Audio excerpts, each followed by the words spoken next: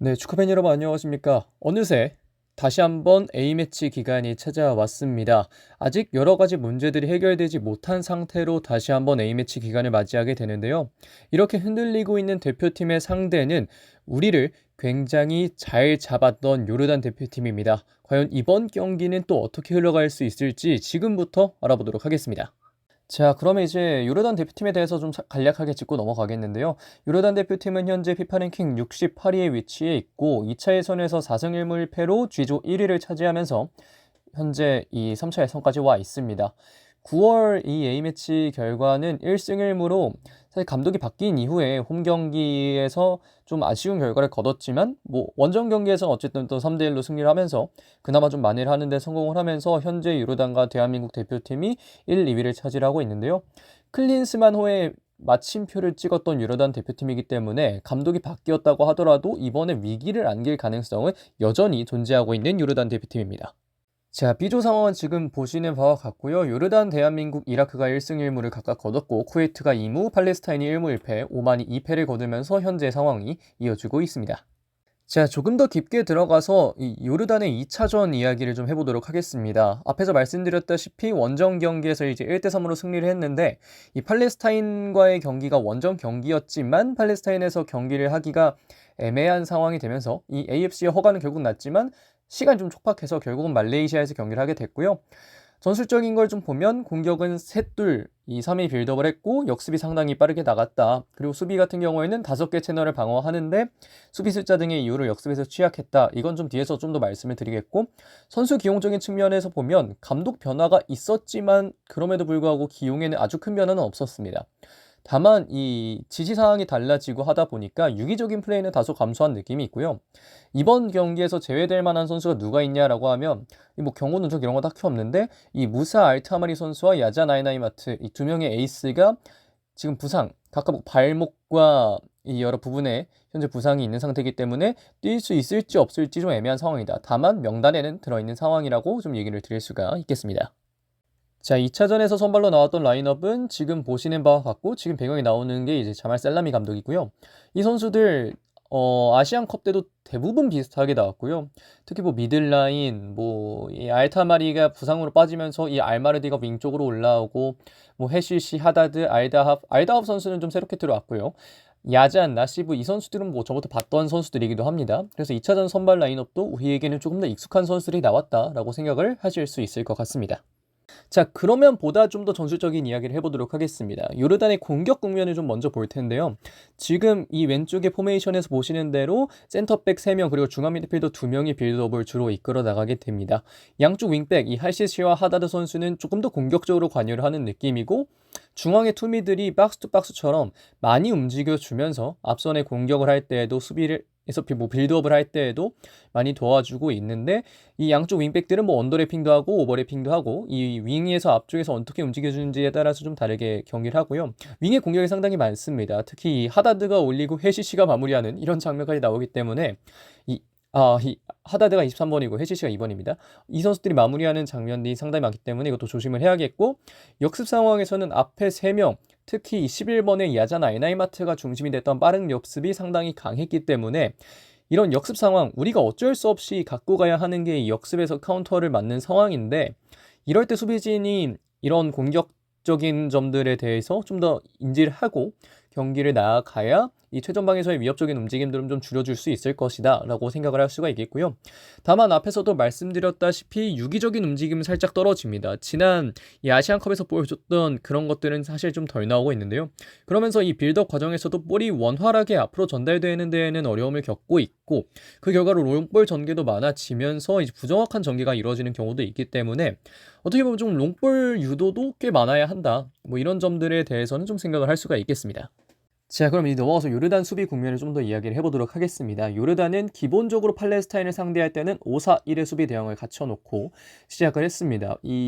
우리나라 상대로 좀 다를 수도 있긴 하지만 약팀의 상대로도 이렇게 내려갔다는 점을 무시할 수는 없을 것 같고 이런 점도 좀 참고를 하고 갈 필요는 있겠고요. 이 과정에서 백5는 채널을 담당합니다.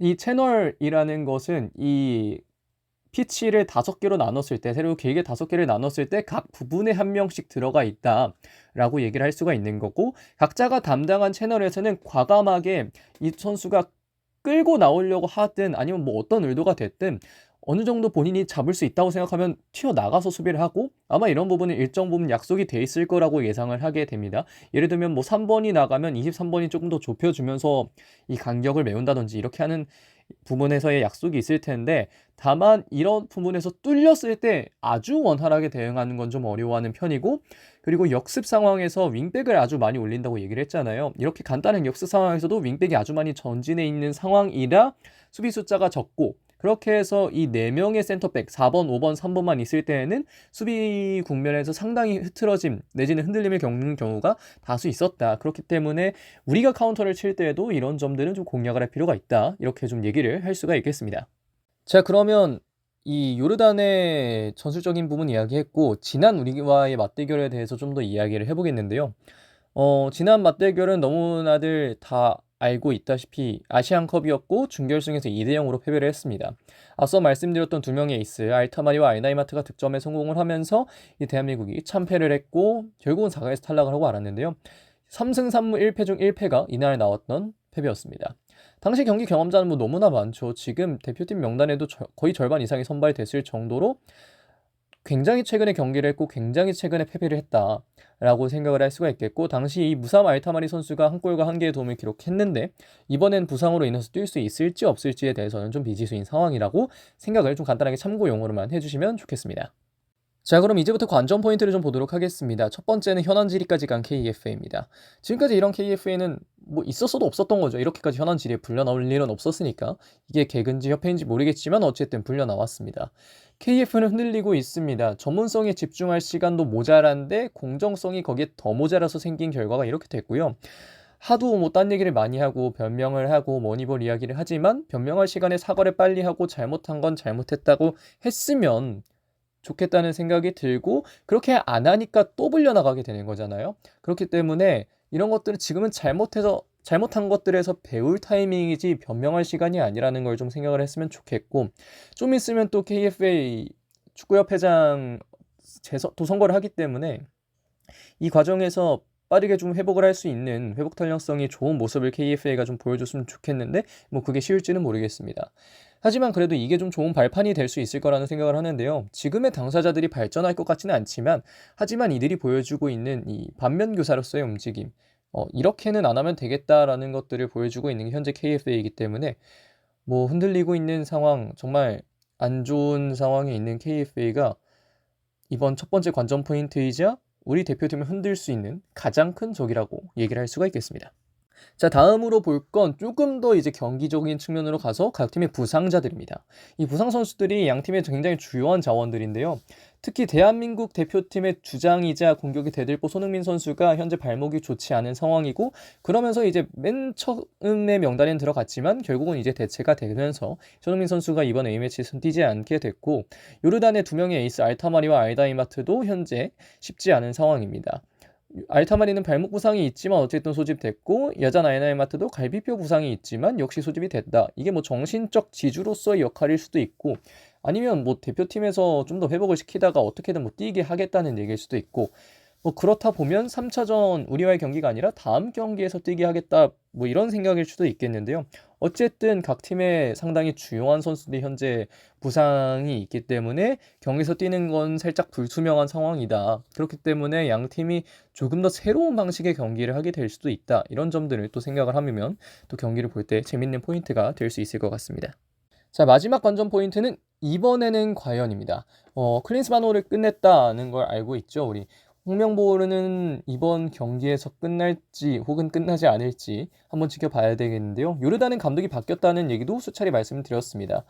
뭐 그때만큼 강한 조직력이 아직 없다는 것도 말씀드렸고, 그렇지만 아직 우리도 딱히 발전은 없었다는 점이 감독이 바뀌어서 아직 조직력이 올라오지 않은 요르단임에도 요르단이 무서운 이유라고 할 수가 있겠는데요. 거기에 추가로 한국을 잘 아는 선수가 또 요르단에 생겼습니다. 백스리 중 가운데 센터백을 보고 있는 이 야잔 알라랍 선수는 현재 FC 서울의 센터백으로서 활약을 하고 있는데요. 서울에서 분명 한국 선수들에 대한 데이터도 얻었을 것이고, 뭐 야잔 선수가 뭐 뭐 요르단에 조금이라도 얘기는 하겠죠. 어쨌든 이겨야 되니까요. 이 김주성 선수에 대해서도 너무나 잘 알고 있을 거고 이 상대하는 여러 선수들 뭐 주민규나 이런 선수들에 대한 데이터도 있을 거기 때문에 이런 점에서는 지난 경기보다 상대가 우리를 조금이라도 더 잘할 수 있는 그런 계기가 생겼다는 얘기를 할 수가 있겠고 홍명보는 이번이 끝이 아니려면 원정이긴 합니다만 굉장히 철저하게 잘 준비를 할 필요가 있고 일단 얘기를 하려면 결과가 있어야 얘기를 할 수 있는 거기 때문에 홍명보 감독도 어쨌든 뭐 잘리든 말든 어떻게 될지 모르겠지만 어쨌든 경기는 이겨야 우리가 월드컵을 갈 수 있잖아요. 그래서 떠나더라도 일단 경기는 잡아주고 갔으면 좋겠다라는 이야기를 좀 남겨보고 싶습니다. 자, 정말 많이 흔들렸던 우리 대표팀 상대가 요르단입니다. 이번 10월 A매치에서의 또 시작이자 반이 될 경기인데 이 경기 어쨌든 대표팀은 이겨야 되니까요. 대표팀이 잘 하길 바라고 뭐 그에 이어서 상응하는 좋은 결과들이 대표팀 그리고 협회에서 나올 수 있기를 진심으로 바라도록 하겠습니다. 자, 그럼 이번 영상은 여기까지 하겠습니다. 고맙습니다.